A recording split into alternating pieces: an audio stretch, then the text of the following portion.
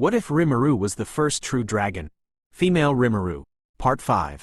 Description: This is a female Rimuru story where Rimuru was born as a true dragon. In this timeline, she is the oldest and strongest of all the true dragons and the older sister of Veldanava. One day, she had to leave her siblings to enter a long hibernation, but she accidentally slept for far too long. When she finally wakes up, she discovers that her brother has died and her sister, Velzard, was left to carry the burden of raising the others alone. What will the goddess of dragons do now that she has returned? Features: Female Rimuru, OC, Overpowered, OP, Rimuru True Dragon Rimuru Chapter 26. Rimuru having fun. Rimuru Pav. I felt a soft, heavy weight on my head. I looked up and saw a very drunk Xian hugging me so hard I would normally suffocate, if I actually needed to breathe, that is. What kind of a king is the king of Falmouth? Shuna asked. I don't like him, Gazel replied. Why? He's a greedy man, Shuna, I told her. That man will do anything to get what he wants. He isn't even a good king, either. You seem to know quite a bit about him, Lady Rimuru, Gazel spoke. I'm omniscient. I know everything. Like how the king of Falmouth is planning on cooperating with the Holy Church to attempt to destroy Tempest, or about Clayman's ploys, or even about Yuki's plans, I nonchalantly stated. And you're not worried? Why should I be? This made him laugh amusingly. Now that's what I wanted to hear. There's no reason at all. Now that I know who you truly are, I can't imagine going against you, even in a dream, he chuckled. I giggled at him. You're too kind. I mean, I could be entirely omnipotent and omnipresent if I wanted to, but that isn't fun. So I'll hold off on omnipotence for a while. I don't really require it, after all. This'll be just between us. I want you to secure the trade routes with Eurazania, he told me. That's the plan. Not that I need any trade. I could make and fix everything myself, but that's too boring. I was indeed bored. Ever since that woman left a few thousand years ago, I haven't had much fun. She is the only one besides Seal who can make me go all out. I can already sense her power. She has gotten much stronger than before. I can't wait to meet her again. It will be done, Xian cooed while basically putting her whole body weight on my head.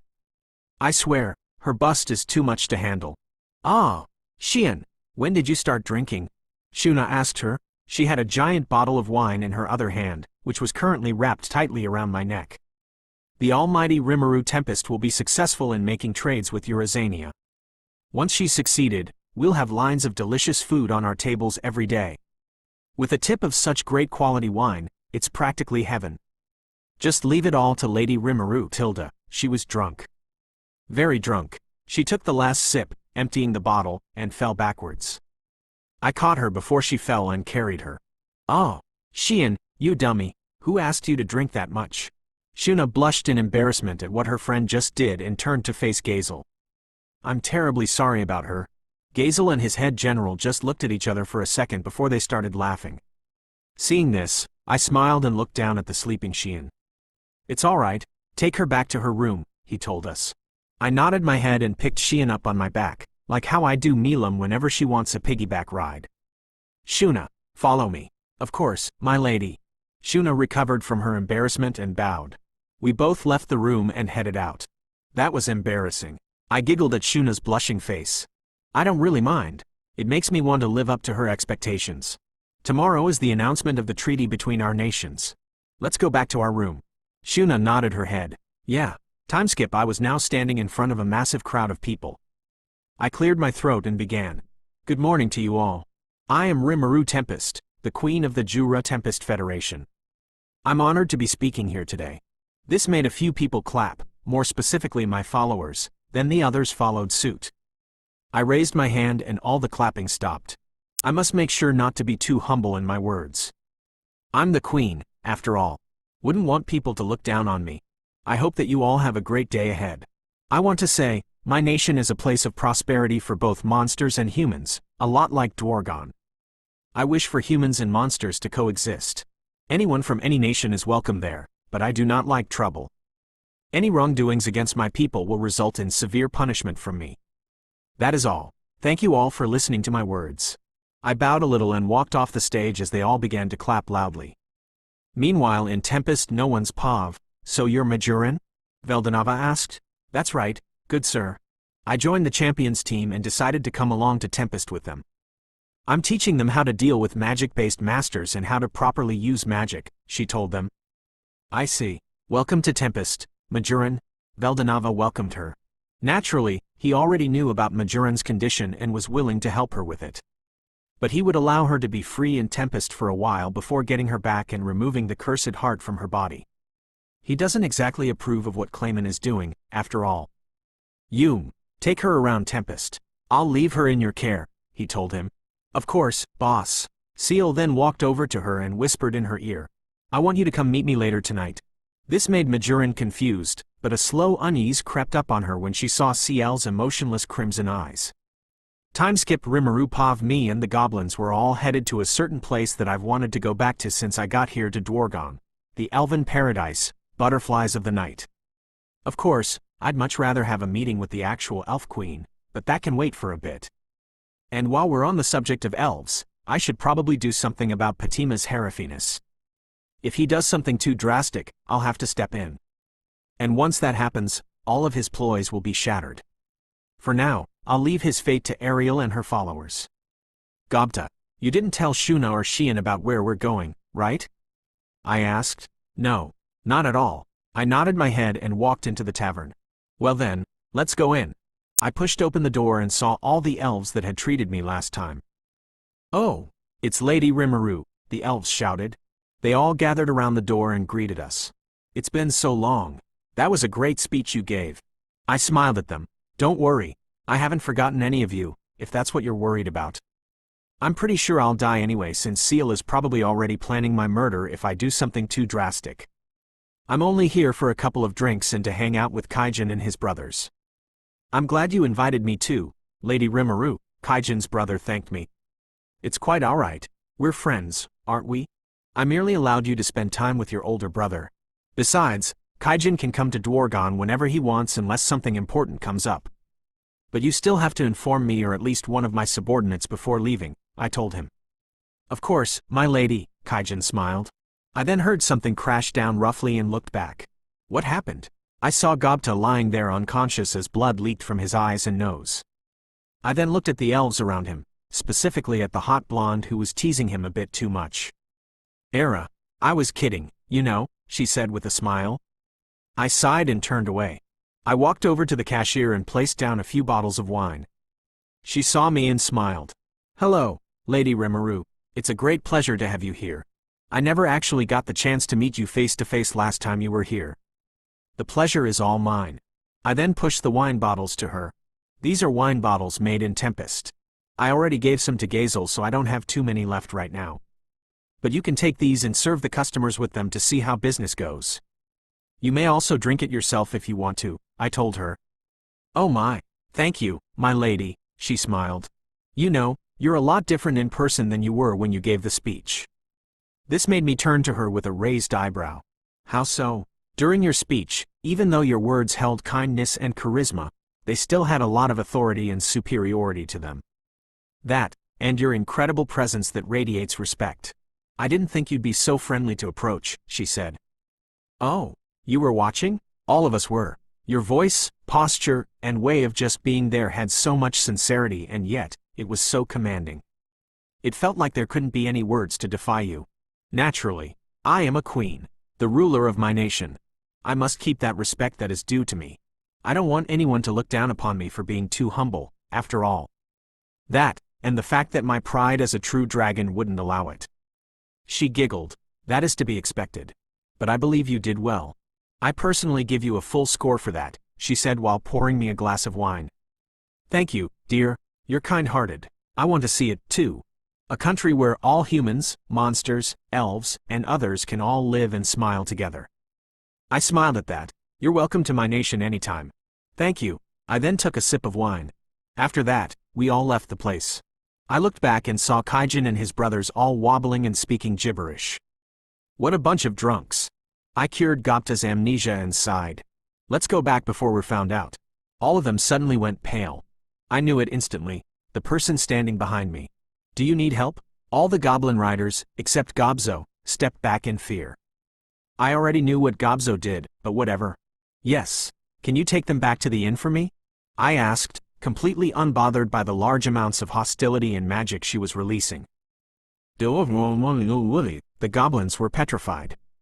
Why am I here, you ask? She spoke, and they all frantically nodded. Gobzo told me everything. She glared at us. Gobzo, why? We're all going to die. I'm too young to die. I facepalmed at their complaints. That's around the time when Xian also decided to walk in. How awful, Lady Rimuru. How awful of you to leave me all alone in the room like that. Why did you go off like that without telling me? Xian pouted. Was I supposed to do that? I calmly asked her. Yes. I was worried, you know. I don't need help from anyone, Xian. No one in this world can stop me, I told her. That may be true, but as your secretary, I cannot allow you to go around by yourself. She sure was stubborn. So, you guys are the ones who invited Great Rimuru to a night out, right? Shuna turned to Kaijin and the dwarves with a closed-eyed smile, and her aura flared even more. Now, all the goblins and dwarves were on their knees as the two Kijin glared at them. They looked at me too, but I'm not kneeling. Why should I kneel to my own subordinates? It's not that we have to stop you from doing what you want. It's just that you made us feel a little lonely. I see. I apologize for that, I answered with a smile. Then why did you come along with them? Xian asked. Because I wanted to. Last time I came to Dwargon, I visited this place with Testarossa, so I figured I'd do the same this time. You can ask her if you want. Alright, I'll let you off with a week of Xian's food, Shuna said, and I stopped for a second. Really? You're not joking, right, Lady Shuna? Xian seemed rather excited. Of course. I think our great lord would love it, Shuna replied. The rest of the goblins and dwarves were looking at me in pity, fear, and disgust at the thought of Xian's food, but all I did was let out a small sigh. You can't make me eat it if I don't want to. But just this once, I'll allow it. Alright, this is acceptable. I'm sorry for not informing you beforehand. Just know that I won't be willing to do such a thing for you again, I told her. They both instantly backed off when I said that. Of course, my lady. Good girls. I patted them both and walked away. If I'm being entirely honest, Xian's cooking isn't all that bad. It won't really do anything to me. It's just that it looks and tastes horrendous. Or well, it used to. I gave her the skill called chef, so she's actually a much better cook now, even though her food and methods of making it are still the very same. Meanwhile, I walked into a room in my house in Tempest and saw the kids all laughing and reading the manga I gave them. Shizu, Veldora, and Ramirez were doing the same. Having fun? I asked them. Sensei. The kids all shot up and ran up to me. Chapter 27. Time to start praying no one's pav. A bunch of soldiers were gearing up as if getting ready for war.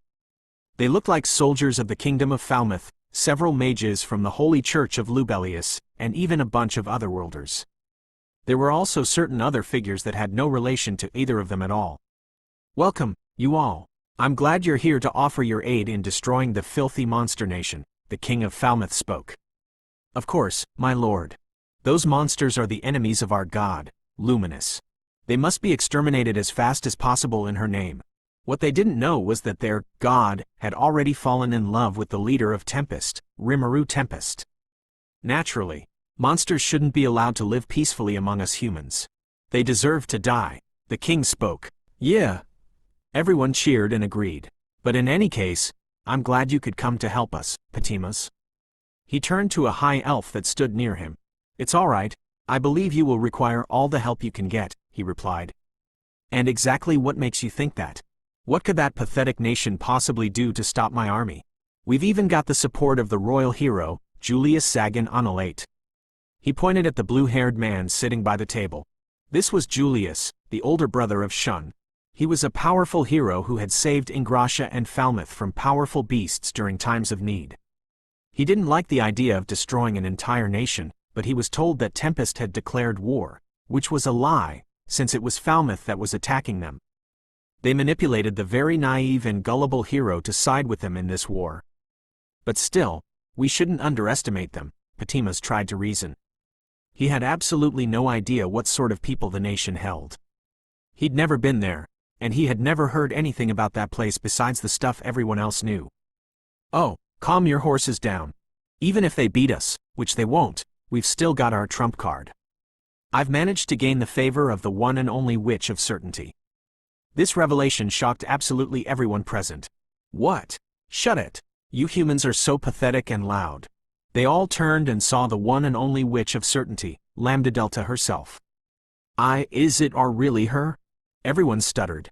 The Witch of Certainty was one of the most powerful primordial forces of the entire universe, a being that transcends everything as a whole and someone who used to be the most powerful witch before she was defeated by her crush and current master. As her title suggests, she had the power to do or kill anything with nearly absolute certainty. Now that raises the question, why would such an all-powerful entity decide to aid such pathetic and weak mortals? The answer is rather simple. It's actually because she was ordered to do so by a more powerful entity, by her superior. Though she didn't like these people, through orders, she was supposed to go and meet the leader of Tempest so that they could confirm the return of the Creator.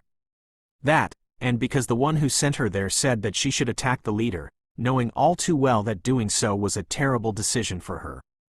Basically, the one that sent her knew about Rimuru and, despite this, sent Lambda Delta to attack her knowing she stood no chance, both for confirmation and entertainment. Also, Lambda Delta had really been annoying her for the past few months, and she wanted revenge, so she sent her on this impossible mission. Lambda Delta herself didn't want to be here. I can't believe I have to be with such arrogant and egotistic humans that are so pathetically weak. I'd much rather be spending time with my precious Burncastle. Are you really going to help us? Only because I'm curious to meet the leader. Don't think I'm doing this for you. I'd rather not be here, but I don't have a choice. She then glared at them all. So don't piss me off or get in my way. You got that? Why yes, ma'am. Everyone was scared to death. Lambda Delta was someone who could destroy them all without even opening her eyes or lifting a finger. She makes catastrophe-class true dragons look like toddlers, after all. Ha ha ha. Now we can't possibly lose. Let's go and destroy those vicious beasts for good. Let's go. Everyone got up with a roar of arrogance and determination. Meanwhile, Lambda Delta was busy in thought. Is she really that dangerous? What kind of person could possibly gain such reactions from the Witch of Aurora herself? Alright, first, we'll send in the 3 Otherworlders along with Lady Lambda Delta. After that, we'll send our armies in for a full-scale attack, the War General said. Alright, everybody get ready. Tomorrow's the day of the attack, so be well rested. Meanwhile in Ingrasha, hey Shun, I heard that your brother had to go out on some sort of mission, Katya asked him. He did, but he wouldn't tell me what. He said it was urgent, Shun replied.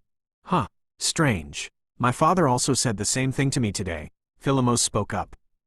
This got everyone else's attention. From what I heard, my father said he was aiding a few humans in a war.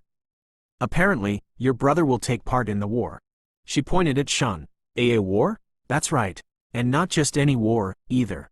From what I've been hearing, I think they plan on attacking the new monster nation, Tempest. Wait, but isn't that Lady Rimuru's nation? Why would they want to attack them? Sue asked her. Hugo was just patiently listening with a smirk while Faye went into thought. Seriously? If he goes through with that, Julius will die. He's attacking her nation, so Rimuru will be justified in killing him. Not that Shun would ever be able to understand. He's too naive for his own good. I don't know. I hope no one dies. This made Faye and Hugo groan at Shun's words. What? Shun, you naive dumbass. It's a war. Casualties are something that can't be avoided in this scenario. Faye yelled into his ear. She's right, Shun. That mindset will get you killed. Oh. Shun looked down, and Katya began to pat his head. The scene changes to the main hall and Tempest. How is it to work for Clayman? Seal asked. A shocked Majoran was being confronted by Seal. Wah. How? I guess I don't need any answers from you anyway. But I know for a fact that you are an enemy and that you can't be allowed to continue. Seal glared at her. Hume and Grucius then entered the room. Lady Seal, what is all of this about? But their eyes widened when they saw Seal stretching her arm out in what looked like an attempt to kill her. Lady Seal, wait. Hume rushed into the room, but Seal froze them both in time-space. Now they couldn't move or even speak. All they could do was watch. I know what you were planning on doing. Once the Falmouth army attacked, you would cast an anti-magic barrier for monsters only to make it easier for them to kill us. Innocents would die. Ciel's eyes glowed without a hint of emotion. Your time working for Clayman is over. Before she could react, Ciel had already impaled her arm through her chest, and she died. Mjurin, Yume and Grucius cried. Huh? I am alive? They both were shocked when they saw a completely normal Majoran standing there, who herself was just as confused as them. I know of you, Majoran. You work under the demon lord Clayman. He's a cruel and heartless bastard, and he placed a fake heart inside you so that he could always see and hear what you do and kill you instantly if he wanted to. I simply removed it and gave you a real heart, Seal spoke, and they were all shocked. I could have done so without stabbing you, by simply changing it from a fake to a real heart. But I had to make it look like I killed you so that the idiot demon lord wouldn't make this any more annoying and pitiful than it already is. Wait, does this mean you're free? Veldanava entered the room. You don't have to work for that man any longer. You can stay here and be with Yume and the rest of us for as long as you like. Majoran started to tear up a bit. Thank you both. She bowed, and Veldanava released Yume and Grucius, who went on and hugged Majoran. Anyways, the attackers are on their way now. I have dispatched Shiroori to intercept them. Timeskip currently, the 3 otherworlders were entering the walls of Tempest. They were all confident and excited. I can't wait to kill all of these beasts. I just hope there are some beauties worth capturing, an arrogant man with black hair spoke. Calm down, let's not underestimate our opponents. Ha, we have myself, you who is a hero, the royal hero Julius Onalate, the Western Holy Church, and even help from the almighty Witch of Certainty. What exactly could they even do? He laughed. I can't believe monsters get to live better lives than us. They should be eating dirt and slaving away for us, a girl complained. What they didn't know was that they were being watched. A few kilometers away from their location, Shiroori stood on a tree with her eyes closed. She then looked up a bit. They're here. She then started to disappear into the shadows. I hope they have enough supplies for all the funerals they would need to arrange.